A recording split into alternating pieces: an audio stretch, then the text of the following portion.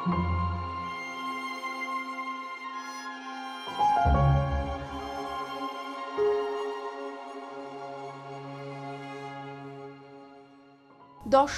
বুধবার ভোরটা অন্যরকম এক দুঃখ নিয়ে এসেছে হামাসের জন্য। আপনারা জানেন যে বুধবার ভোরে ফিলিস্তিনের স্বাধীনতাকামী সংগঠন হামাসের প্রধান ইসমাইল হানিয়া নিহত হয়েছেন। এবং তিনি কিন্তু গাজায় নিহত হননি, তিনি কিন্তু সবসময় যেখানে থাকেন কাতার বা তুরস্কে সেখানে নিহত হননি, তিনি নিহত হয়েছেন ইরানের রাজধানী তেহরানে। আপনাদের জানিয়ে রাখি যে তিনি হচ্ছে ইরানের প্রেসিডেন্ট মাসুদ পেজিশকিয়ান, যে নতুন প্রেসিডেন্ট হয়েছেন, তার শপথ ছিল মঙ্গলবার। সেখানে তিনি অংশ নিতে গিয়েছিলেন এবং মঙ্গলবার সেই শপথ অনুষ্ঠানে অংশ নেওয়ার পর তিনি কিন্তু মাসুদ পেজিশকিয়ানের সাথে বৈঠকও করেছেন। এবং বৈঠক করার পর বুধবার সকালে ভোরে কোনো এক সময় তিনি মারা গেছেন এবং তিনি গুপ্ত হত্যার শিকার হয়েছেন। এবং হামাসের পক্ষ থেকে কিন্তু এক বিবৃতিতে ইসমাইল হানিয়ার নিহতের বিষয়টি নিশ্চিত করা হয়েছে। বিবৃতিতে তারা বলেছে, তেহরানে হানিয়ার বাসভবনে, অর্থাৎ তিনি যেই ভবনে উঠেছিলেন সেখানে ইসরায়েল হামলা চালালে তিনি নিহত হয়েছেন। তার মৃত্যুতে শোক প্রকাশ করেছে এবং এরই মধ্যে শোকাতুর হামাস নানা রকম কর্মসূচি নিয়েছে। তবে ইসরায়েলকে দায়ী করলেও কিন্তু ইসরায়েল এখনও এ বিষয়ে আনুষ্ঠানিকভাবে কোনো বিবৃতি দেয়নি। কিন্তু আপনারা জানেন যে ইসমাইল হানিয়া সহ হামাসের শীর্ষ নেতাকে কিন্তু নানাভাবে গুপ্ত হত্যার পরিকল্পনা করে থাকে ইসরায়েলের গোয়েন্দা সংস্থা মোসাদ, এবং নানাভাবে তারা আক্রমণের শিকার হয়। সেজন্য মনে করা হচ্ছে যে এই ধরনের হামলা যেহেতু মোসাদ করে থাকে, তাই অভিযোগের তীরটি তাদের দিকে গেছে এবং হামাস সে অনুযায়ী বিবৃতি দিয়েছে। তবে ইসরায়েল যেহেতু বিবৃতি দেয়নি এবং যুক্তরাষ্ট্রও এখনো পর্যন্ত কোনো মন্তব্য করেনি, হয়তো করবে কিছুক্ষণ আগে যেহেতু ঘটনাটি ঘটেছে। এবং আপনাদের যেমনটি বলেছিলাম যে ইরানে আবার তিনি মারা গেলেন। আমরা যদি ইব্রাহিম রাইসির মৃত্যুর ঘটনাটি দেখি যে 19শে মে ইব্রাহিম রাইসি মারা গেছেন ইরানে এবং এখন মারা গেলেন হামাস প্রধান। এরকম শীর্ষ নেতারা একের পর এক মারা যাচ্ছে। ইরানের গোয়েন্দাদের কাছে কি কোনোই তথ্য থাকে না যে কি ধরনের হামলা হতে পারে, বা নিরাপত্তার ঘাটতির বিষয়টা কিন্তু বারবার আসতে যাচ্ছে।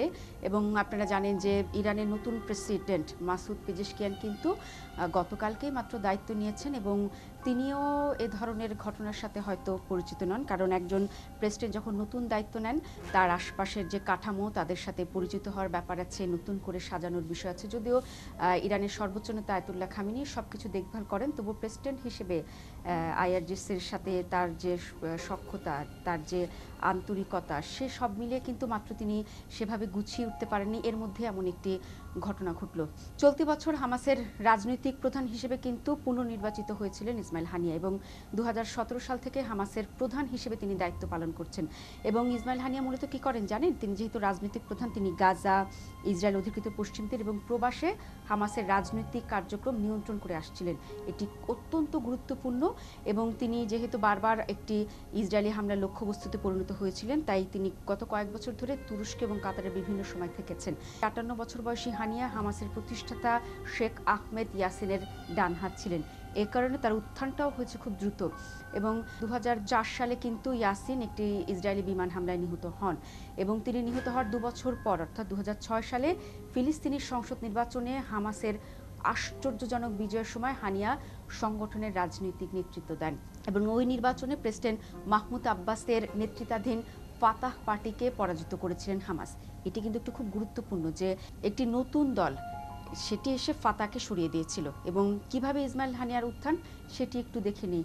এবং ইসমাইল হানিয়ার পুরো নাম হচ্ছে ইসমাইল আবদেল সালাম হানিয়া এবং ডাক নাম আবু আল আবেদ। তিনি কিন্তু জন্মেছিলেন ফিলিস্তিনি শরণার্থী শিবিরে। ইসরায়েল একটি চুক্তি সহ পুরো ফিলিস্তিনের একটি অংশ দখল করে ফেলে এবং তারা বসবাস শুরু করে, তখন কিন্তু অনেক ফিলিস্তিনিরা শরণার্থী হয়েছিলেন, তাদের পরিবারটাও শরণার্থী ছিলেন। এবং তিনি হামাসের যে রাজনৈতিক আন্দোলন ব্যুরোর প্রধান হিসেবে দায়িত্ব পালন করেছিলেন এবং ফিলিস্তিনি কর্তৃপক্ষ সরকারের 10ম প্রধানমন্ত্রী ছিলেন। এবং ইসমাইল হানিয়া কিন্তু মিশর অধিকৃত যে গাজার আল সাথী উদ্বাস্তু শিবিরেই জন্মগ্রহণ করেন, যেটি বলছিলাম। এবং 1948 সালে যে আরব ইসরায়েল যুদ্ধের সময় তার বাবা মা বর্তমান ইসরায়েলের অন্তর্গত হচ্ছে আসকালানের নিকটস্থ বাড়ি ছেড়ে উদ্বাস্ত হন। তিনি গাজা ইসলামী বিশ্ববিদ্যালয় থেকে আরবি সাহিত্যে স্নাতক হন। তিনি যখন বিশ্ববিদ্যালয়ের ছাত্র ছিলেন তখনই কিন্তু হামাসে যোগ দেন। এই বিষয়টি একটু ব্যাখ্যা করতে চাই। আপনারা জানেন যে ফিলিস্তিনি যারা শরণার্থী শিবিরে বড় হয় এবং তাদের যে অপ্রাপ্তি, দিনের পর দিন শোষণ, তারা কিন্তু কিশোর বয়স থেকেই হামাসের নানা রকম রাজনৈতিক স্লোগানে উদ্বুদ্ধ হয় এবং অনেকেই যোগ দেন। এবং এটি ঘটেছে হানিয়ার ক্ষেত্রে। তিনি কিন্তু একেবারেই তার ছাত্র অবস্থায় যোগ দিয়েছিলেন এবং গাজা উপত্যকা ইসরায়েলের বিরুদ্ধে যে প্রথম ইন্তিফাদা, সে সময় থেকে কিন্তু তিনি সক্রিয় ছিলেন। এবং আপনারা জানেন যে তিনি কিন্তু বিক্ষোভে অংশ নেওয়ার কারণে অনেকবারই গ্রেফতার হয়েছেন ইসরায়েলি নিরাপত্তা বাহিনীর হাতে। তবে 1989 সালে তিনি যখন গ্রেফতার হন তাকে 3 বছরের কারাদণ্ড দেওয়া হয়। আগেরগুলি স্বল্প মেয়াদে ছিল, কিছু দিন থাকার পর ছেড়ে দিয়েছে, কিন্তু এবার 3 বছরের কারাদণ্ড পান। এবং 1992 সালে তিনি যখন মুক্তি পান এবং তার সাথে সাথে কিন্তু 400 কর্মীকেও মুক্তি দেওয়া হয়, তারা সবাই হামাসের কর্মী ছিলেন। ইসরায়েল কি করেছে, যাতে তিনি সংগঠিত না হতে পারেন তাই তাকে লেবাননে পাঠিয়ে দেওয়া হয়। কিন্তু তিনি কিন্তু ভেতরে ভেতরেই হামাসকে সংগঠিত করতে পেরেছিলেন এবং তিনি 1 বছর পর গাজায় ফিরে আসেন এবং গাজায় ফিরে এসে ইসলামী বিশ্ববিদ্যালয় যে আছে গাজার, সেখানে ডিন নিযুক্ত হন। 1997 সালে আহমেদ ইয়াসিন ইসরায়েল থেকে মুক্তি পাওয়ার পর হানিয়া তার দফতর পরিচালনার দায়িত্ব পান এবং ইয়াসিনের সাথে সম্পর্কের কারণে হামাসে তার খ্যাতি বৃদ্ধি পায় এবং তিনি ফিলিস্তিনি কর্তৃপক্ষে নিয়োগ পান। যেমনটি বলছিলাম যে ইয়াসিনের সাথে তার সম্পর্ক অত্যন্ত ভালো ছিল এবং ইয়াসিনের মৃত্যুর আগ পর্যন্ত তিনি সক্রিয়ভাবে তার সাথে দায়িত্ব পালন করেছিলেন। ইসরায়েলি নিরাপত্তা বাহিনীর হাতে কিন্তু হামাসের অনেক নেতার হত্যাকাণ্ডের ফলে দ্বিতীয় ইন্তিফাদার সময় হামাসে তার অবস্থান আরও মজবুত হয়। তিনি প্রথম ইন্তিফাদার সময় বিক্ষোভে অংশ নেন এবং যখন দ্বিতীয় ইন্তিফাদা হয় নিজের কর্তৃত্বের জোরে, নেতৃত্বের জোরে তিনি ওখানে খুবই একটি ভালো অবস্থানে চলে যান এবং 2006 সালের 25শে জানুয়ারি হামাস নির্বাচনে জয়ী হয় এবং ফেব্রুয়ারিতে তিনি প্রধানমন্ত্রী হন। যেমনটি কিছুক্ষণ আগে বলেছিলাম যে 10ম প্রধানমন্ত্রী হন এবং তাকে কিন্তু আনুষ্ঠানিকভাবে নিয়োগ দেন মাহমুদ আব্বাস। পরে কিন্তু আবার সেই মাহমুদ আব্বাস করেন কি, তাকে 2007 সালের 14 জুন হানিয়াকে পদচ্যুত করে সালাম ফাইয়াদকে নিয়োগ দেন। হানিয়ার নেতৃত্বে গুণে তিনি কিন্তু এতটাই বড় নেতা হয়ে গিয়েছিলেন যে পরবর্তীতে কিন্তু গাজায় হামাস একক নিয়ন্ত্রণ প্রতিষ্ঠা করতে পারে এবং গাজার একেবারে হামাসের প্রধান হিসেবে কিন্তু 2017 সাল থেকে তিনি দায়িত্ব পালন করে আসছেন এবং 2021 সালে টানা দ্বিতীয়বারের মতো হামাস প্রধান নির্বাচিত হন তিনি। এবং গত বছর অক্টোবর থেকে গাজায় চলমান যে ইসরায়েলি আগ্রাসন, পরিবারের বহু সদস্যকে হারান ইসমাইল হানিয়া।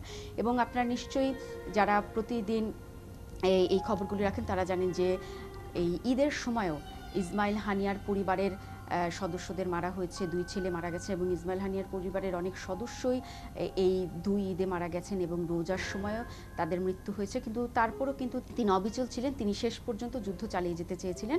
এত স্বজন হারানোর পরও কিন্তু তিনি এই যুদ্ধ চালিয়ে যাওয়ার ব্যাপারে অনড় ছিলেন। তিনি বলেছিলেন যেটি হামাসের বিজয় হতে হবে এবং গাজাবাসীর স্বাধীনতা চেয়েছিলেন। তিনি প্রকৃত অর্থে ফিলিস্তিনের যে স্বাধীনতা, সেই স্বাধীনতার পক্ষে নিজের অবস্থান তুলে ধরেন। কিন্তু একটি গুপ্ত হত্যায় তার কণ্ঠরোধ হয়ে গেল। এখন আমরা দেখলাম যে তিনি শেষ পর্যন্ত গুপ্ত হত্যার কাছে নতি স্বীকার করলেন এবং বুধবার ভোরে তার সাথে সাথে তার দেহরক্ষীও মারা গেছেন। কিভাবে মারা গেছেন, কতজন ছিল সেই হত্যায় অংশ নিতে, কিছুই কিন্তু পরিষ্কারভাবে জানা যায়নি এবং বলা হচ্ছে যে খুব ভোরে এই হত্যাকাণ্ডটি ঘটেছে। বরাবরের মতোই যেহেতু ইসরায়েল এ ধরনের গুপ্ত হত্যা চালিয়ে থাকে, মোসাদ এই ধরনের গুপ্ত হত্যার পেছনে নানাভাবে পরিকল্পনা করে থাকে, তাদের দিকে অভিযোগের আঙুল উঠেছে। কিন্তু তারা যেহেতু এখনো কিছু বলেনি, কিন্তু আপনারা তো হত্যার যে আমরা যদি বিশ্লেষণ করে থাকি, হত্যার যে আমরা ক্লু যদি বের করে থাকি, এ ধরনের হত্যা ইসরায়েল ছাড়া অন্য কারো পক্ষে সম্ভব না, তারা খুবই সক্রিয়। তবে সবচেয়ে যেটি দুঃখজনক ঘটনা, তিনি ইরানে গিয়ে মারা গেছেন। ইরানের গোয়েন্দা যারা আছেন তারাও কিন্তু বলা হয় খুবই দক্ষ, খুবই চতুর। এমন একটি গুপ্ত হত্যা হতে পারে, তারা কেন আগে আঁচ করতে পারল না, সেটা নিয়ে একটি প্রশ্ন উঠেছে। এবং যদি এ ধরনের গুপ্ত হত্যার আঁচ তারা করতে পারেন, তারপরও যদি তাদের কোনো সন্দেহ হয়ে থাকতে পারে, সেক্ষেত্রে কিন্তু ইসমাইল হানিয়ার নিরাপত্তা আরও কয়েক গুণ বাড়ানো উচিত ছিল। এবং একই সাথে এই প্রশ্নও অনেকে করেছেন যে মাসুদ পেজেশকিয়ান দায়িত্বে নেওয়ার একদিন পরই এই ধরনের একটি গুপ্ত হত্যা বিশ্ববাসীর কাছে ইরানের নিরাপত্তা নিয়ে আসলে কি বার্তা দেয়। এখানে কিন্তু অনেকগুলো প্রশ্ন উঠেছে। ইসমাইল হানিয়ার গুপ্ত হত্যা, তিনি ইরানে মারা গেছেন, ইরানের গোয়েন্দা ব্যর্থতা অবশ্যই আছে, তারা শেষ পর্যন্ত এটি ঠেকাতে পারেনি। এবং একই সাথে ইরানের নতুন প্রেসিডেন্ট দায়িত্ব নেওয়ার পরপরই এরকম একটি ঘটনা, কিন্তু প্রেসিডেন্টেরও কিছু ব্যর্থতাও উঠে আসে। সব মিলিয়ে আসলেই এখন পর্যন্ত পুরা ধোঁয়াশায় সৃষ্টি হচ্ছে আসলে কিভাবে হলো, এবং নিশ্চয়ই সেই প্রশ্নর উত্তর আমরা আরও যখন বিস্তারিত জানবো আপনাদের জানাতে পারবো দর্শক। তবে খুবই দুঃখজনক একটি দিন আজকে হামাসের জন্য, ফিলিস্তিনি সাধারণ মানুষের জন্য, এবং বিশ্বের বিভিন্ন দেশে থাকা ফিলিস্তিনের স্বাধীনতার পক্ষে যারা থাকেন, যারা মনে প্রাণে বিশ্বাস করেন ফিলিস্তিন একদিন স্বাধীন হবে হামাসের নেতৃত্বে, ফাতার সাথে যুক্ত হয়ে, তাদের জন্য আজকে একটি খুবই শোকের দিন।